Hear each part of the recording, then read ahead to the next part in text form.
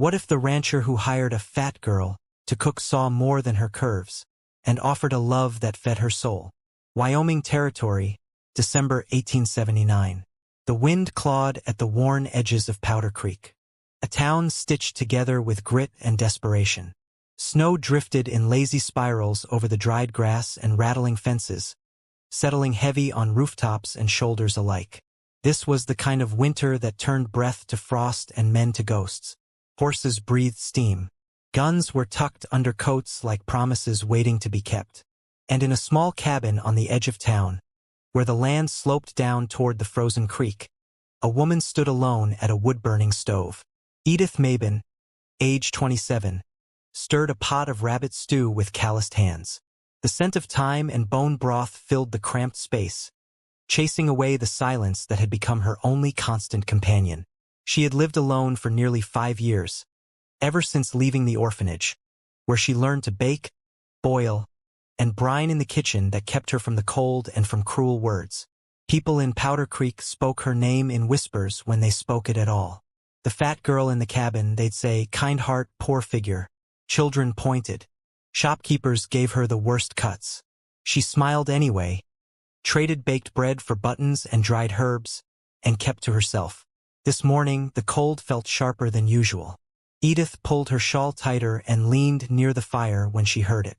3 hard knocks on the door. Not hesitant, not polite. The kind of knock that belonged to a man who did not repeat himself. She hesitated, wiped her hands, opened the door. Standing there was a man wrapped in a thick wool coat, snow clinging to his boots and the brim of his hat. His face was shadowed, but his eyes were sharp, taking in the small cabin, the warmth behind her, and Edith herself. He removed his hat slowly, revealing dark hair flecked with silver at the temples. "Are you Edith Mabin?" he asked, voice low, edged with weariness. "Yes," she replied, uncertain. "Can I help you?"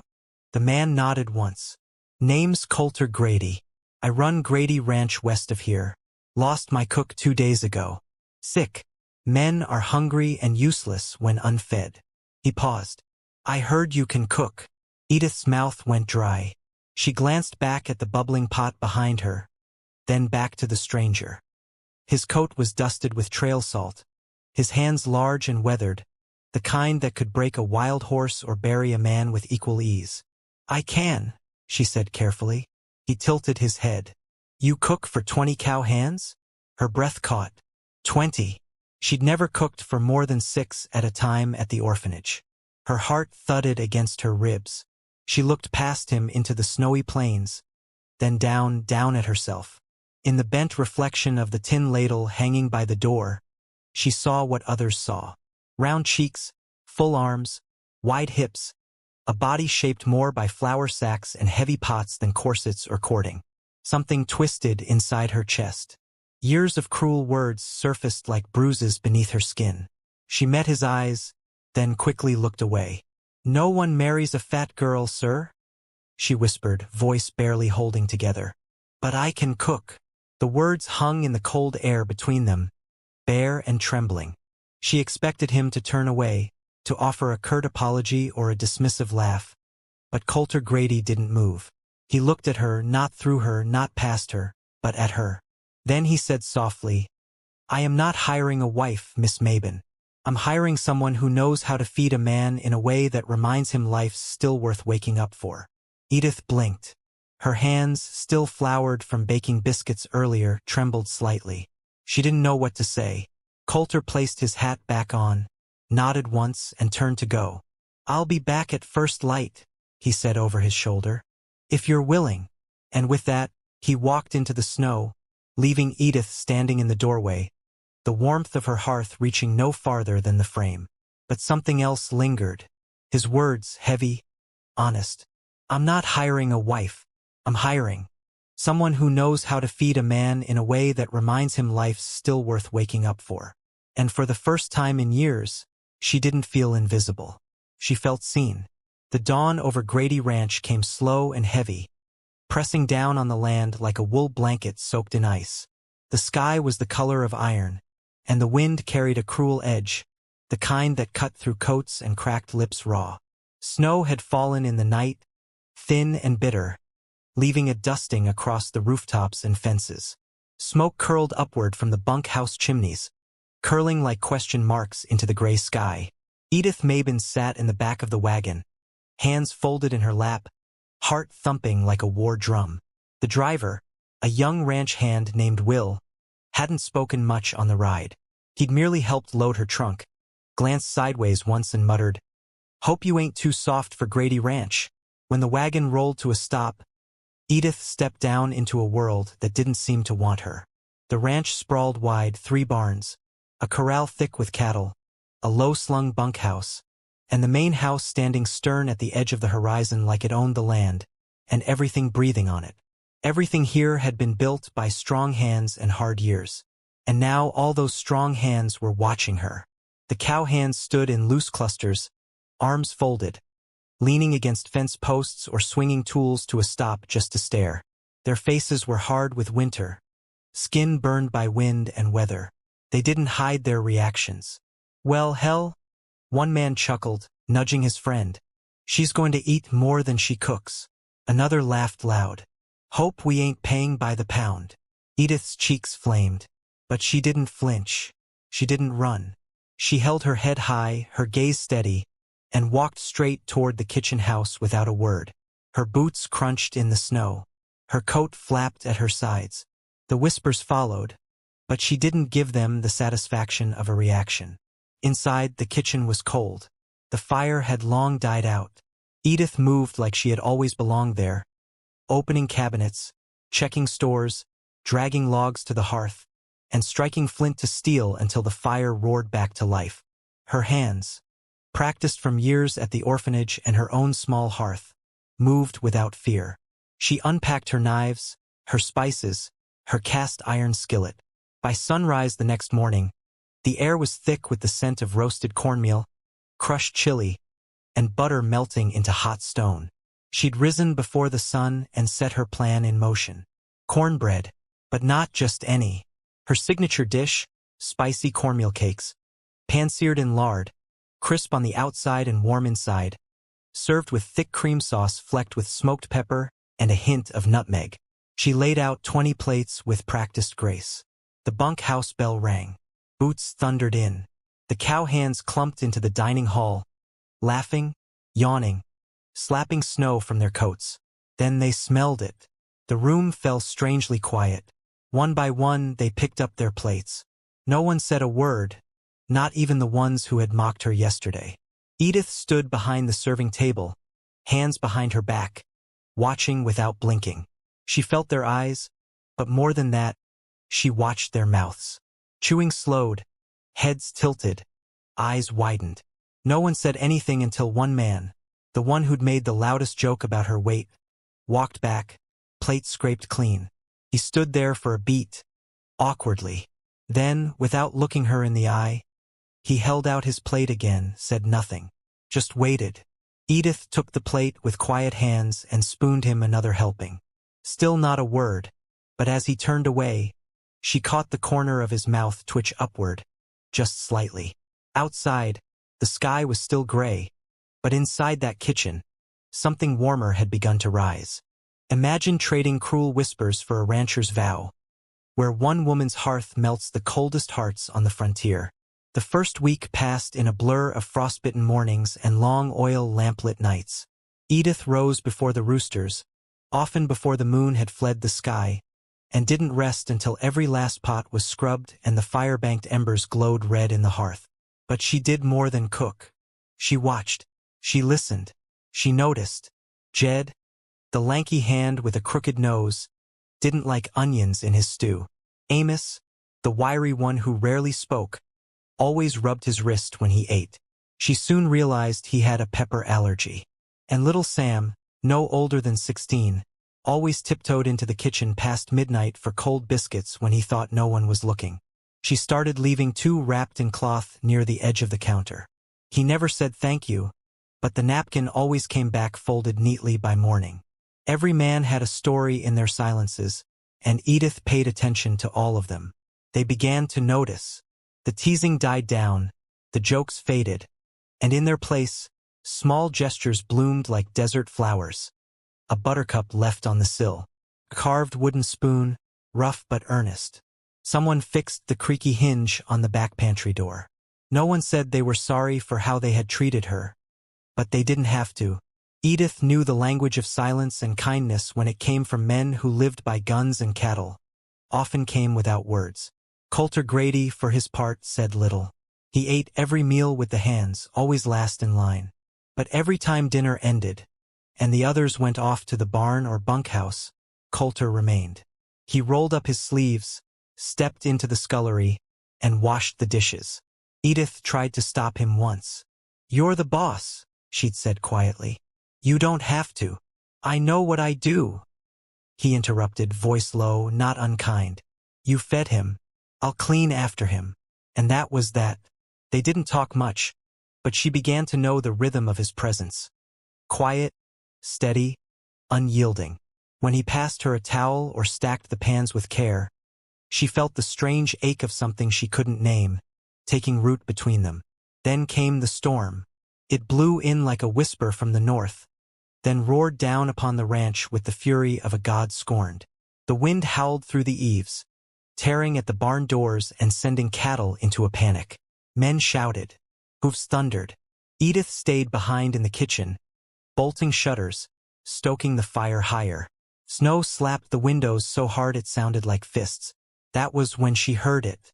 A sound just barely louder than the wind. A child's voice. Weak, high-pitched. "Hello." Her heart stopped. She grabbed her shawl, unlatched the door, and braced against the screaming wind. Visibility was near nothing. White chaos whipping around her. But the voice came again. Closer now. "Please." Then she saw him. A boy no older than 7. Skin the color of sun-warmed clay, black hair matted with ice. He wore only a thin shirt and torn moccasins. Edith didn't think. She rushed into the storm, scooped him up, wrapped him in her shawl, and carried him back into the warmth. The door slammed shut behind her. She set him by the fire, his tiny body trembling like a leaf in the gale. "Where are you from?" she whispered, rubbing his arms, trying to get the heat back into his limbs. The boy didn't answer, just shivered and clung to her, wide-eyed. A shadow filled the doorway. Coulter. Snow clung to his coat, his face flushed from the cold, breath ragged. He didn't speak. He just looked from the boy to Edith to the shawl soaked with melting snow. Edith stood protectively, arms around the child. "I heard him," she said softly. I had to." Coulter stepped closer, crouched slowly by the hearth, and reached out a calloused hand to touch the boy's shoulder. "You did right," he said. After a moment, his eyes met hers. Quiet, steady, unreadable. Then he nodded once and helped build the fire higher. No other words were spoken that night. But for the first time, when Edith looked at Coulter, she didn't see a rancher. She saw a man who had seen her in the storm and stayed. Morning broke over Grady Ranch in muted shades of silver and blue. The storm had passed, leaving behind a brittle quiet and a boy who wouldn't speak his name. They called him Little Hawk, after the shape of the birthmark on his wrist. He stayed in the bunkhouse, sleeping on a cot near the fire, eating Edith's porridge without complaint. The hands took to him slowly, teaching him knots and horse names, but it was Edith who he followed like a shadow. She didn't mind. In the evenings, when the work was done, she sat with him by the hearth, telling stories of the orphanage kitchen, of bread that rose like hope and pies that held secrets in their crusts. Little Hawk listened wide-eyed, his small hand tracing patterns in the flour dust on the table. Coulter watched from the doorway sometimes, his face softening in ways the hands never saw. Powder Creek began to talk. Not just about the cook who'd tamed the ranch hands with her cornbread, but about the boy. Whispers slithered through the general store and the barber shop. That the cook at Grady Ranch had the boss staying late in the kitchen. That she wasn't just using flour in her biscuits. That maybe, just maybe, Coulter Grady had lost his mind or at least his standards. Fat girls got something in that stew of hers. One man laughed over a bottle. The town was small, mouths were quick, and bitterness traveled faster than any horse. Then came Caroline. She arrived in a fine carriage, boots too clean for the dirt roads, eyes too sharp for any real warmth. Her dark hair was pinned high and tight, her lips painted with something unnatural. The townsfolk remembered her well. Caroline Ashe Grady, the belle who left town with a banker after Coulter lost his first cattle drive to drought. And now she was back. Edith saw her for the first time on a Sunday afternoon, standing on the church steps in a green velvet dress that didn't belong to this land. Caroline's gaze scanned the faces exiting the chapel until it landed on Edith. She smiled. Not kindly. Not at all. The next day, Caroline rode up to Grady Ranch without warning. She stepped out like she owned the soil, waving at the hands who paused mid-task to stare. Coulter met her on the porch, arms crossed. Whatever they said, it was quiet, tense. Then Caroline marched toward the kitchen. Edith had just pulled a pie from the oven. Their eyes met. Caroline looked her over once, slowly, like a seamstress measuring a sack. "So this is who you settled for?" she said, voice loud enough for the stable hands to hear. "I suppose when a man's pride breaks, he reaches for comfort food." Edith said nothing. Her hands gripped the counter behind her. Her heart was a hammer in her chest. "You know what they call you in town?" Caroline's smile widened. "The hog with the hearth. A pig in an apron." Laughter floated in from outside. Edith didn't know if it was for her. It didn't matter. She turned away, ran out the back door. She didn't stop until she reached the edge of the woods where the snow still lingered in patches. She collapsed beside a stump, trembling. Breath caught in her throat like a sob that wouldn't come. She had tried. She had been kind, quiet, hard-working. And still it wasn't enough. Maybe it never would be. She didn't hear the approaching steps. "Edith." She turned. Coulter stood there, face dark with something not quite anger, but close. She wiped at her cheeks. "I should go," she whispered. I ain't worth this mess." He shook his head. "You think I care what that woman says?" "She's beautiful," Edith said bitterly. "You loved her once." "I thought I did," he replied, "before I knew the difference between being wanted and being used." Then he stepped past her, back toward the ranch house. She followed, half in fear, half in awe. He walked straight into the courtyard where half the hands had gathered near the barn, where Caroline still stood as if she'd never been dismissed. Coulter stopped in the center of the yard, raised his voice, not loud, but steady. "Caroline," he said, "you left me because I didn't have enough money. Edith stayed because she has enough heart." A murmur rippled through the crowd. He looked around, eyes fierce. "Any man here who mocks the woman who's fed him for months can come find a new place to work." Silence. Even Caroline froze. Coulter turned back to Edith. And in front of everyone. Every smirking hand, every wide-eyed onlooker. He took off his hat, stepped close and said, "You want to go, Edith? I won't stop you. But if you stay knowing I choose you. Not out of pity, not because of what you cook, but because you're the only person who's ever looked at me and seen the man I could be." Her breath caught. The tears returned, but not from shame.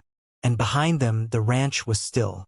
The rains came late that spring, and with them something far worse.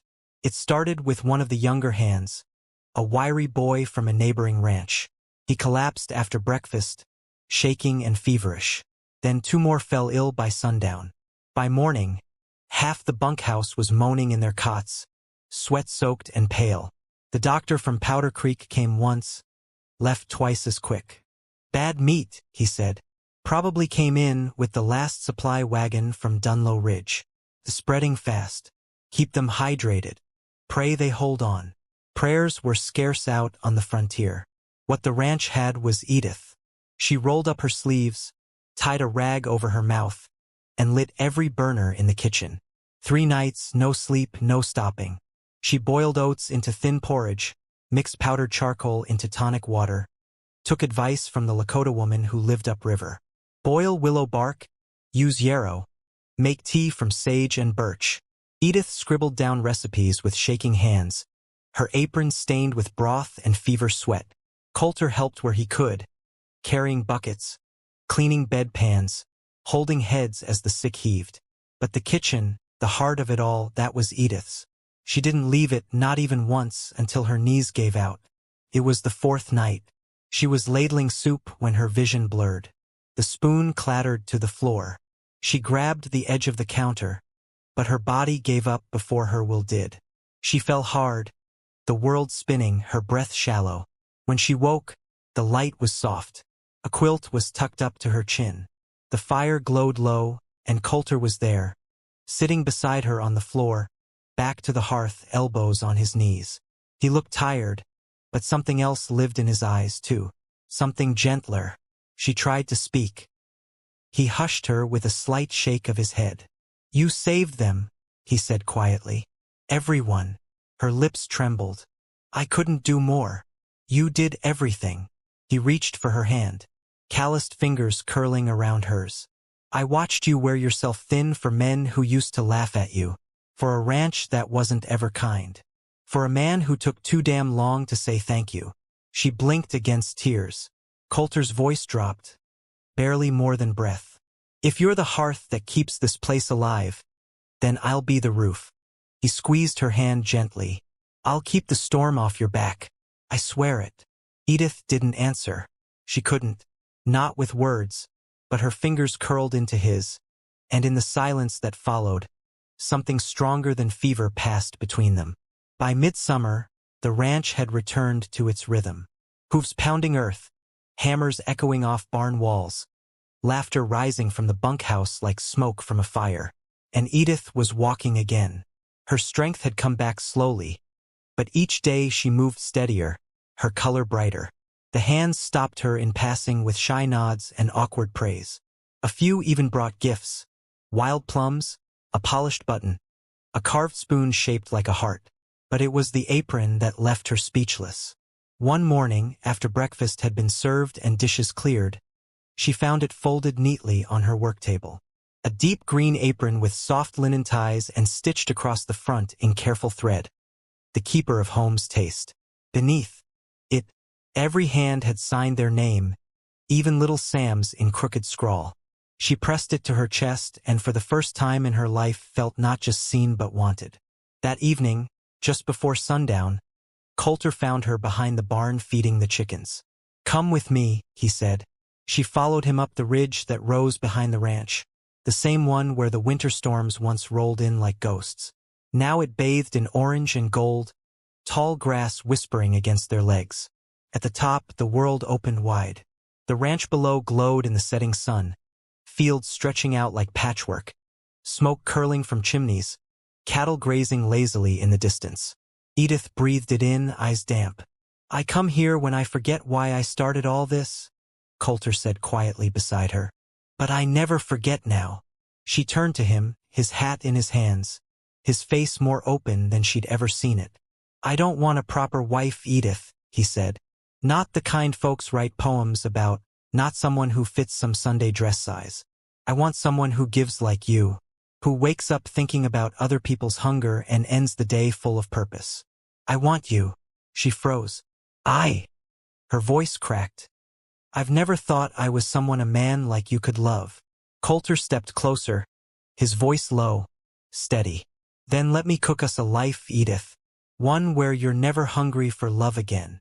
The sun dipped behind the hills, casting the ranch in long shadows. But in that moment, she felt nothing but light. 1 year later, Grady Ranch was no longer just known for its cattle. People rode in from as far as 10 miles away, not to buy stock, but to eat. Tucked beside the main barn, under a newly built awning with wildflowers climbing up its beams, stood a small timber-walled eatery with a hand-painted sign above the door: Iron Pot and Painted Heart. Locals called it Noise Spot and Tim's Son after Edith's favorite phrase about love needing both strength and tenderness to last.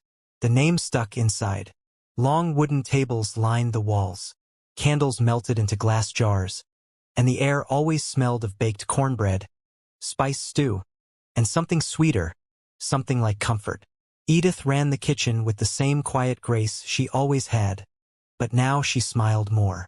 Her apron bore the same embroidered words from that gift a year ago: the keeper of home's taste. And when someone called out, "Ma'am," they didn't mean it out of formality. They meant it with respect. "Mistress," the ranch hand said now, grinning proud. The men who once laughed behind her back now lined up politely for a second helping of her hickory chicken.